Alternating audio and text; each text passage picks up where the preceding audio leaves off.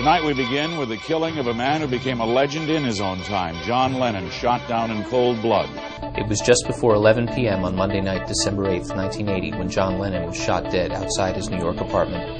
A lone gunman, Mark David Chapman, fired 4 bullets into Lennon, 3 in his chest and 1 in his arm, as the legendary Beatle stepped out in front of the Dakota with his wife, Yoko Ono. Lennon was then rushed to Roosevelt Hospital in the back of a police car with Yoko. By the time John Lennon was rushed to the hospital, Yoko Ono was said to be hysterical.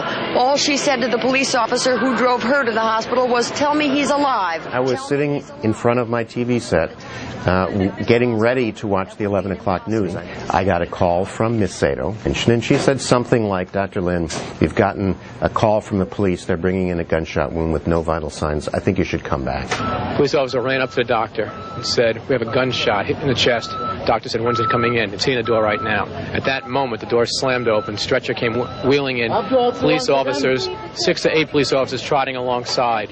They pushed him right into the room that was right next to me. A number of doctors, nurses ran inside, closed the curtain. One cop turned to the cop and said, "It's John Lennon."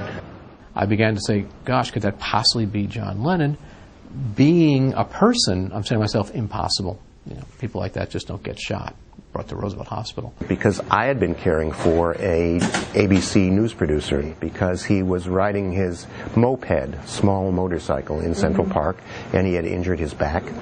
And in fact, even though I'd gone home, he was still there, and his stretcher was literally right outside the door of the room in which John Lennon was cared for. I decided that we had to do something about it, so I had one of the security guards actually wrestled him, and we moved his gurney out into the hallway. He wasn't too happy about that, and he still jumped up and went out into the waiting room to make some calls. And it was one of these calls that tipped the ABC newsroom to break the shocking story during Monday Night Football. John Lennon, outside of his apartment. Sportscaster Howard Cosell made the announcement before the hospital's official press conference. Just this entire chest, just red. And at the time, it looked like to me at that time, like the doctor's hands were actually inside his chest. I took his heart in my hand and I massaged it to see if we could restore some effort, some cardiac function, but it was too late. And at 22 minutes after 11, the Muzak played the song All My Lovin'. The song ends, and about a minute or two later, maybe 25 after 11, a woman's voice begins to scream, "No, no, oh no." I said something like, "We've been working very hard. We tried, but in spite of all of our efforts, your husband did not live. He's died." And her immediate response was, "No, tell me it's not true. You're lying. I can't believe it. He can't be dead. We were just there. He was alive." And this went on for what me, at least, felt like 5 minutes. The worst was finally confirmed about midnight. John Lennon was brought to the emergency room at the Roosevelt site, St. Luke's Roosevelt Hospital, this evening, shortly before 11 p.m. He was dead on arrival. I don't walk through strawberry fields that frequently, but I walk through strawberry fields and I have the same sense. I have a connection.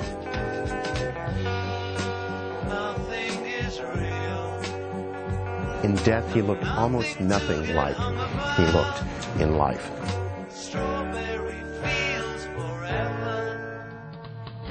Beatles were like massive to us, so I think they reach out to so many different types of people, including kids, adults, nans, granddads. So that's what's so amazing about them. My parents, my grandparents, everybody, my whole family listens to the Beatles now. The music, I mean, we didn't grow up with it, we were introduced to it, but, it still, touches us in the same way as if we had. I suppose I'm really into him and the Beatles because my dad has passed that down, and I'll pass it down to my children.